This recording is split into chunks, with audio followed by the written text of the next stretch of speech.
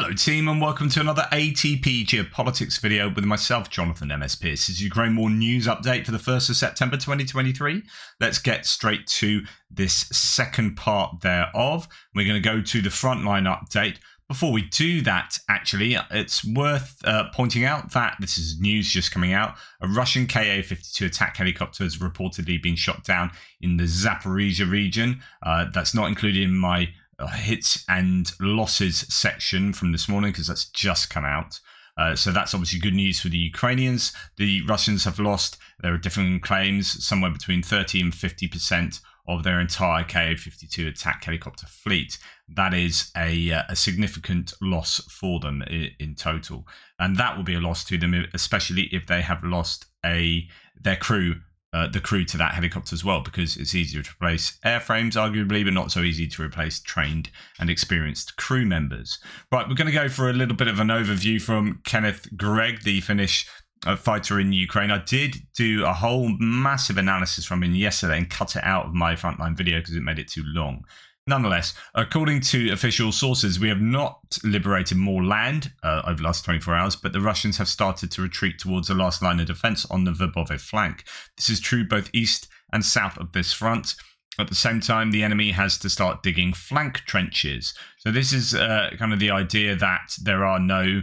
I mean, it's not the idea. There are no changes to any of the maps I can find, so no pins on my map today. But that's not to say there aren't changes. They're just not reflected yet.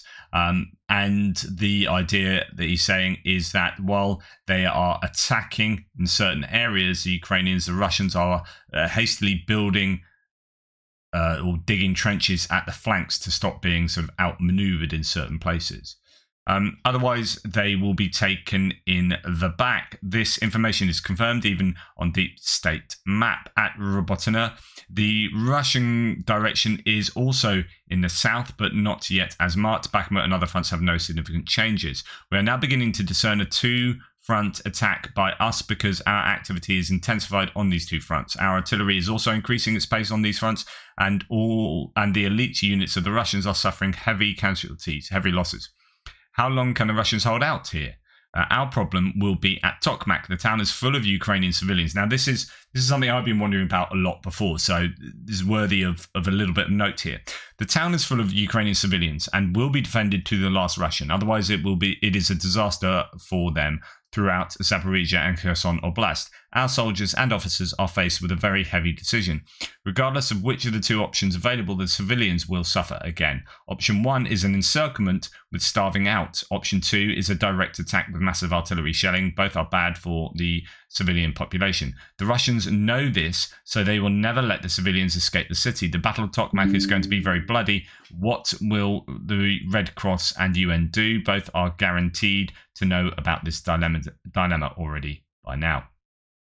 It is a good point. So, I've been assuming that the Ukrainians, because this is their own city, they're not going to want to flatten it, but also it's full of Ukrainian citizens, many of whom are pro-Ukrainian. So you're not going to want to flatten that. But if you were invading another country, so if the issue was flipped here and this was the Russians would probably have little thought about flattening Tokmak. The Ukrainians are going to want to surround it, but how long can the Russians hold out? Will the Ukrainians be able to entirely operationally encircle it, or encircle it to obtain the objectives they want? How far are the Ukrainians going to go in this counteroffensive? If it's gaining a little bit of momentum now, they maybe got a couple of months tops to really get stuff done before the heavy rains come in, and then. You'd hope they get to about here, and we talked about how that will allow them to have some kind of fire control over the logistics coming through the southern Zaporizhia region. But Tokmak itself, what are they going to do about that? Answers on a postcard.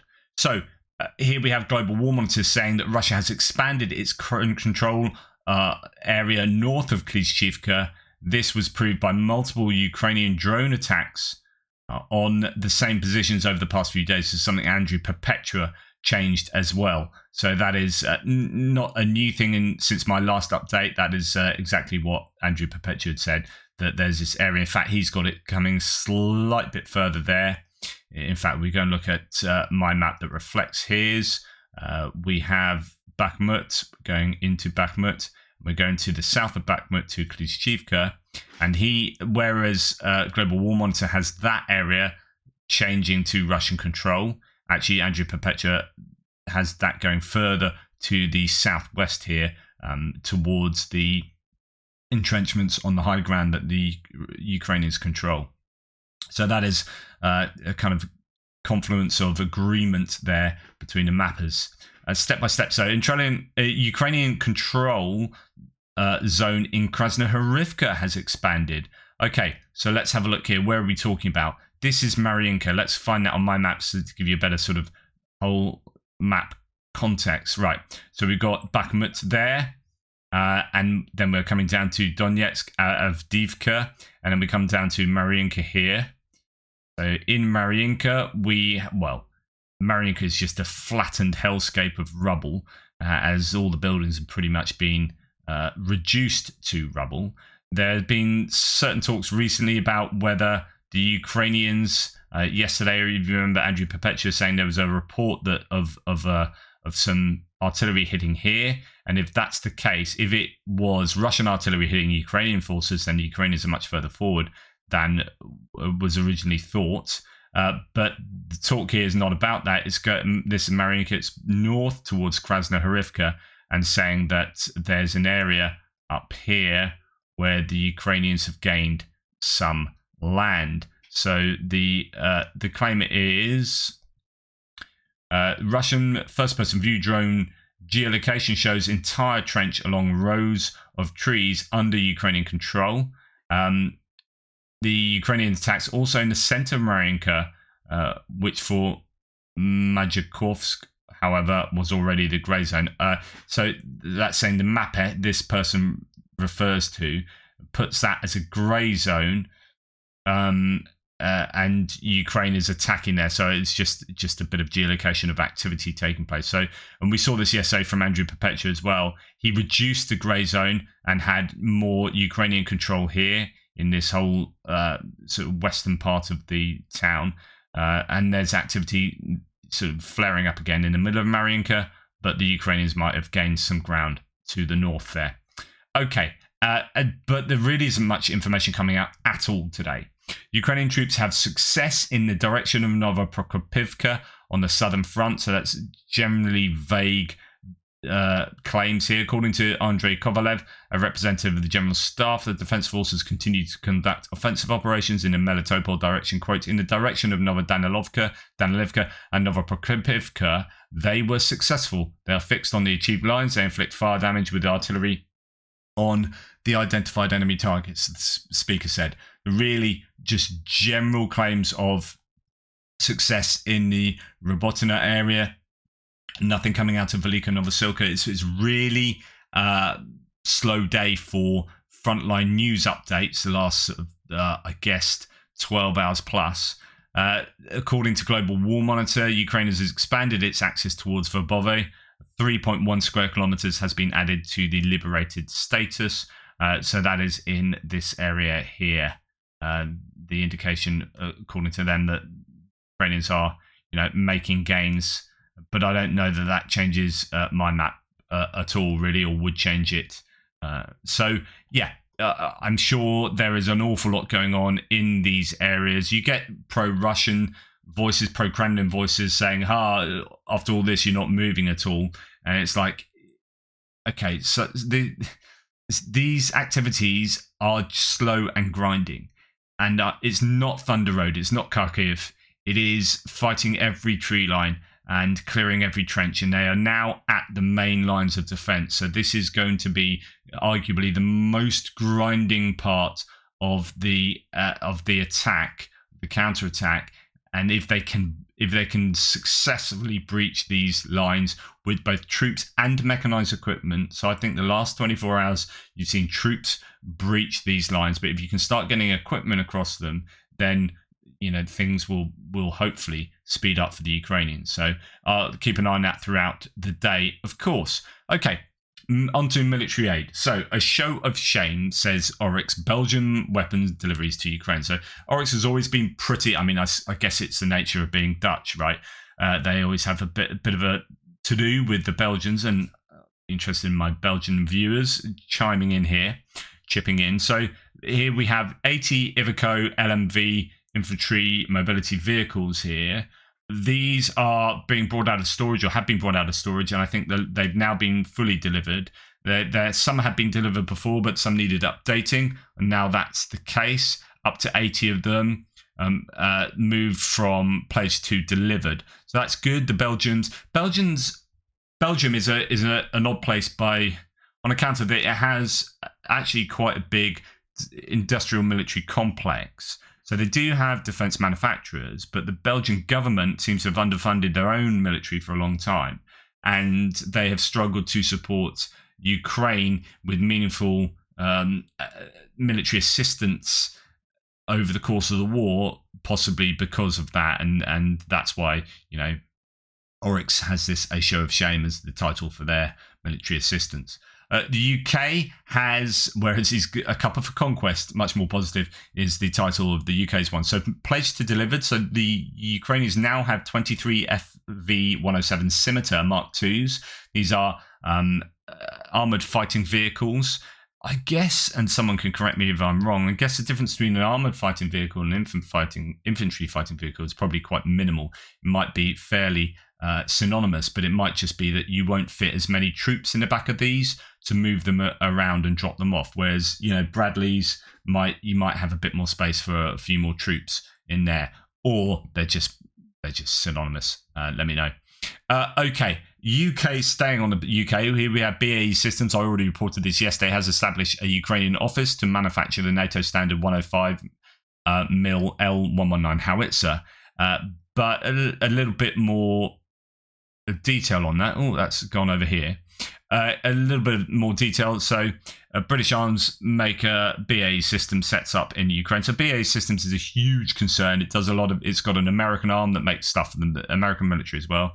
British defense company BAE Systems is setting up a local entity in Ukraine and signed deals with its government to help ramp up its supply of equipment and weapons. BAE said it would work directly with Kyiv to explore potential partners for a plan to ultimately produce 105mm light artillery guns in Ukraine and to better understand Ukraine's requirements. BAE, which has benefited from increased defence spending as a result of the conflict, and I think this is going to be the same with all manufacturers, is already providing training and repair services to Ukraine's armed forces. Ukraine has also signed a statement of intent with Sweden to strengthen cooperation in the production and the operation of CV90 family of armoured vehicles made by the Swedish unit of BAE. So BAE involved in the manufacture, or basically it manufactures the CV90 on behalf of the Swedish there. Western defence companies have been weighing opportunities to make weapons in Ukraine against a possible security risk. So we've seen Rheinmetall is ahead of the game, I think, here, and they are much further along in terms of setting up Ukrainian manufacturing and repair facilities within Ukraine itself. And I think BAE Systems is probably, from a business point of view, thinking, goodness me, they've got a massive competitive advantage over us. We need to step up our activities. A Ukraine-based arms company, Ukrainska Brotechnika, or Ukrainian Armour, has in the past week separately announced it has fully resumed production and delivered more than 600 mortar guns to the Ukrainian military. I've not actually heard that. So, quote, since the beginning of the full-fledged invasion, part of our production capacity in the east of the country was captured by the enemy, said Vladislav Belbas, the CEO of Ukrainian Armour. We have found a way to resume production cycles, conduct qualification tests, and launch the production of 60mm, 82mm, and 120mm mortars at relokovane sites, so relocated sites. The company has also said it's producing ammunition in partnership with manufacturers in several European countries. This is something we have seen from the Ukrainian industrial military complex itself, going into partnership with geographically nearby arms producers and, repair sites and whatnot.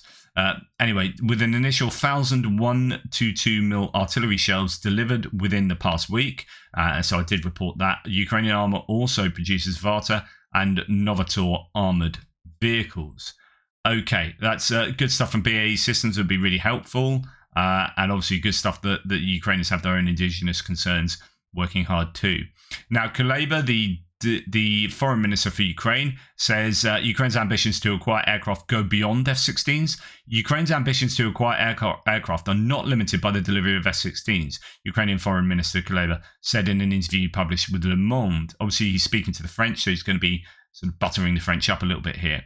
Kyiv will continue to try to obtain different types of aircraft for its military, Kuleba said, mentioning that Ukraine was interested in Rafale jets made by the French company Dassault Aviation. So this is something some of my French viewers have been talking about. Rafale have been sort of mentioned alongside, F-16, obviously, your prominent ones, but then you get your Gripens, and then things like Rafale, and then probably Eurofighters after that. Okay.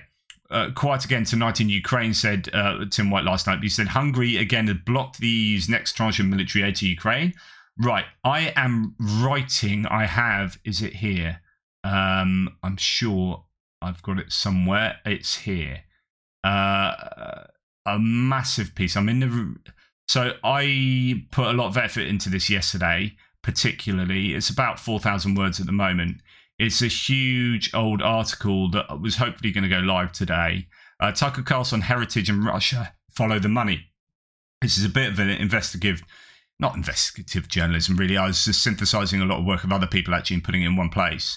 But following the money trail from, say, the Heritage Foundation, Tucker Carlson, through Viktor Orban and Hungary, and to Russia, or from Russia through back to US politics. And we've actually seen, the Tennessee State Senate, there's been a Hungarian influence there, like some really odd places where you're like, oh my goodness, this is a real worry. And honestly, in writing this, and it's still going, I've had some real existential, oh my goodness, money just runs everything. And there are so many nefarious actors in the world that are influencing the way we think, and why is it that, say, Tucker Carlson is presenting, and why is it that virtually all the nominees of the Republican presidential debate, in that debate, all the nominees have been contacted by Heritage Foundation, who are providing them advice on how they should position themselves on Russia and Ukraine. And Heritage Foundation are arguably getting a lot of funding from two massive organizations who are funded directly by the propaganda arm of the Orban government. And you're like, okay, which is itself funded by the Russian government. So you can see this line going from Putin through Orban to the Republican nominees in the political debates. Luckily, people like Nikki Haley, who are like UN envoy, are like, no, I'm not cool with that. But some of the messaging. So when you look at Tucker Carlson, his father sits on the board of a lobbying company that one of their main clients is Viktor Orban. You're like, so why is Tucker Carlson going and meeting the Serbian president? Why has Tucker Carlson just had a sit-down chat with Viktor Orban in front of a massive crowd in Budapest?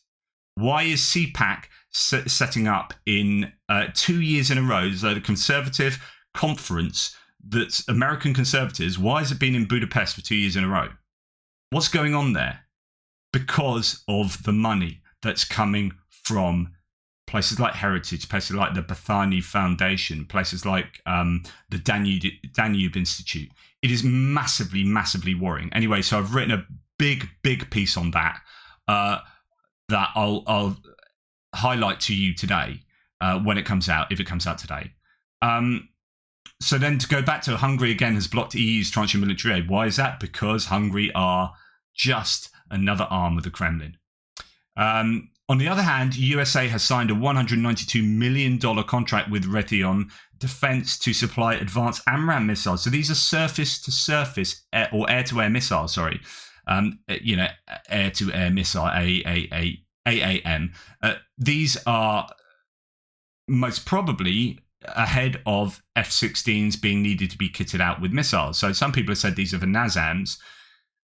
I think that's what other missiles that were ordered, and this is a further deal to get air-to-air missiles. So Raytheon Missiles and Defense, Tucson, Arizona. Tucson, Arizona was awarded $192 million indefinite delivery, indefinite quantity contract for the purchase of advanced medium-range air-to-air missiles for Ukraine. It is noted that the advanced missiles will allow Ukrainian aviation to gain an advantage in the sky. Transfers should be complete by November the 29th, 2024. So it's a long time into the future, but obviously they need to ramp that up, and it could be a case of actually those would just go to backfill US stocks, and US stocks would then go to Ukrainian fighters in the spring. So anyway, this was what I referenced earlier with regard to the strikes into Skov air base or not. The results of our weapons, says Zelensky, new Ukrainian weapons are 700 kilometers. The task is more. The important news on the front line, it has been agreed to supply a large batch of armoured medevacs to Ukraine. Don't know anything about that. Be interested to see how that develops. Some people are talking about how the 700 kilometres that's exactly how far Sekov air base is, and therefore they could be using these Neptune missiles to do that. I think this is probably just unrelated. I think they've got 700 kilometre range on these missiles, and that means that they can, in future, if they so wanted, use them to strike Russian targets, and Russia now are probably slightly worried about that. Talking about that, Ukraine's Secretary of Defense, Alexei Danilov, showed a successful, he's not Secretary of Defense, he's the, whatever that position is, successful test of a Ukrainian missile, he shows. The video emerged after President Zelensky's claim that Ukrainian long-range weapons hit a target 700 kilometers away. I don't know whether the claim is that they hit a target 700 kilometers away, or whether they are able to hit targets 700 kilometers away, and they've also just hit Sukhov Air Base with drones, or whether actually they did fire one of these or some of these missiles at the airbase in Sukhov. So who knows? But what seems to be the case is that the Ukrainians have the ability to do that going forward, and that is significant. Right. Just randomly, top 5 suppliers of tanks to Ukraine, just to remind you of who's supplied most tanks, main battle tanks. So Poland, 325. Wowzers.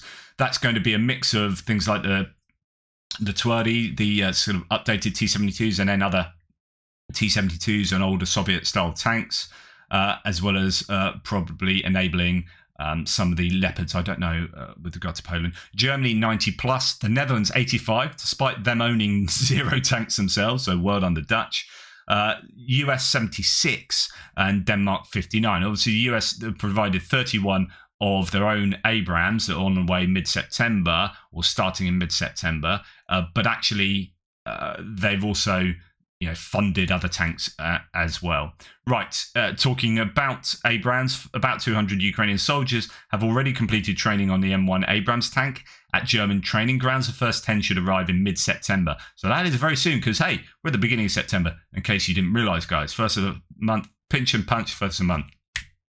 No returns. Sorry, I just went back to being a school kid. US not running out of munitions due to Ukraine aid, Pentagon acquisition boss says. This is really important to put down some of the pro-Russian American media propaganda. So from some of the, talking about the sort of entities I was mentioning earlier, some of those people will be talking about how the US are running out of weapons and they won't be able to go to war with China if necessary. And this is officially to say, no, that's not true. The World Bank has allocated $232 million in aid to Ukraine for emergency repairs of housing damaged by the war, according to the World Bank press release. The project will allow homeowners to make minor repairs, such as replacing broken windows or repairing damaged roofs.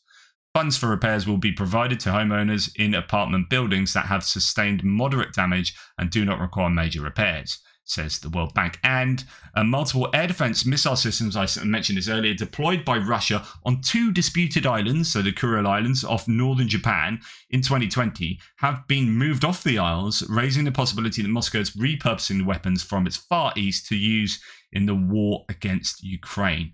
Yes, I mean, Uh, Absolutely. Why bother having air defense systems stuck on that island? Well, obviously, as a deterrent to Japan. Bring them to the war. I mean, Russia must be desperate for these systems in order to need to do that. And then you might say, well, now's a good time to go and have a little wonder about that island and maybe send some jets over Japan. Who knows? Okay, moving on to geopolitical stuff. This is going to UK politics again concerning Ukraine. And I reported yesterday that Grant Shapps has replaced Ben Wallace as the Secretary for Defence for the UK. And that's not really a great choice. So he's actually, a lot of Conservatives don't really like him. If you see some of the comments on the threads yesterday from people who might otherwise be, fairly supportive of the Tories, he's not held in high regard. And there are some claims coming out today that actually he needs to do a lot of catching up with defence knowledge. And that's what Ben Wallace had a real advantage about. Like, this is no comment on how good these guys are going to be in just running the UK MOD. By the way, I mean, there's, people reached out to me yesterday, say, don't say Ben Wallace was all that in a bag of chips, because actually, I'm former services and I've got injuries from that, and I'm not being sorted out, and they've done absolutely bugger all for the last however many years, and that's probably been the case for decades, right? This is not to comment on whether these guys are good for UK armed forces. Like, that's not your concern. You don't care about that. The question is, will Grant Shapps be any good for Ukraine? Well, I don't think he'll be as good as Ben Wallace, because I don't think he's got the knowledge. Will he get the knowledge? Quite possibly. Is he pro-Ukrainian? Yes, he is. He's had Ukrainian refugee families staying in his house, right? And he's been really strong on messaging on Ukraine for the last, since the war began. So, although I don't like Grant Shapps and I think he's a bit duplicitous, I think from a position of being an ally to Ukraine, I don't think anything will particularly change, and so there shouldn't be too much to worry about, although he does need to get his knowledge up. So this is going back to talk of Tucker Carlson. Sorry to dwell on him, but actually it's important because the Russians are talking about him. So, Kremlin's top mouthpiece calls Tucker Carlson, quote, the most popular English-speaking journalist. Oh, and he and his colleagues really want Tucker to interview Putin and put the interview on X, a platform that has no censorship, they claim. Nothing to see here, folks, just normal stuff. So, just to give you an idea of how Russians see, they see Vivek Ramaswamy as the number 2 to Trump. They see Trump as the best choice for president.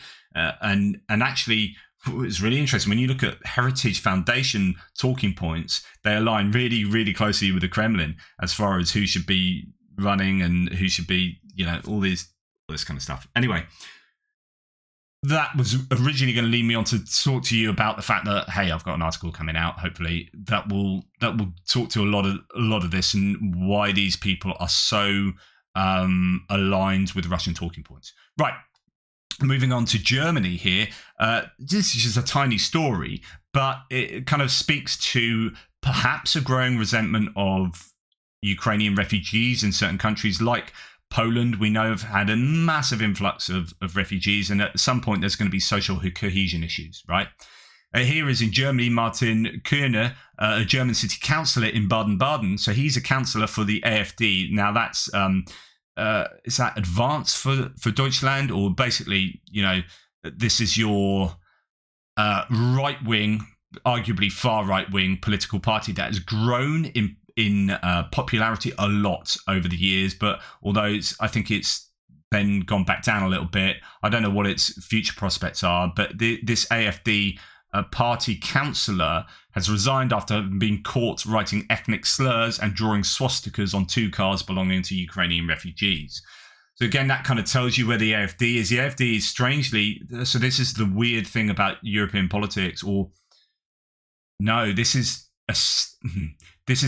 testament to the success of Russian meddling, is that they don't really care. So you might think of Russia as the old Soviet Union and communism. It's not that at all. Russia, I would say, is a weird mix of fascist nationalism and far-right ideology mixed with rose-tinted glasses view of far-left ideology, and you've just got this weird political, kleptocracy, oligarchy, corruption, and fascism all mixed together. And as a result, they support whoever it's useful for them to support abroad. And I'm sure there are countries where they supported the far right and the far left. I'm pretty sure there are countries where they've gone, yeah, we'll support that, you support that, because you guys are going to have a big argument, there'll be discord going on, and hey, we'll sit back and eat the popcorn. And this is what they do. So AfD are recipients of a lot of support from Russia, and as well as the old Social Democrats, I think, in Germany as well. So,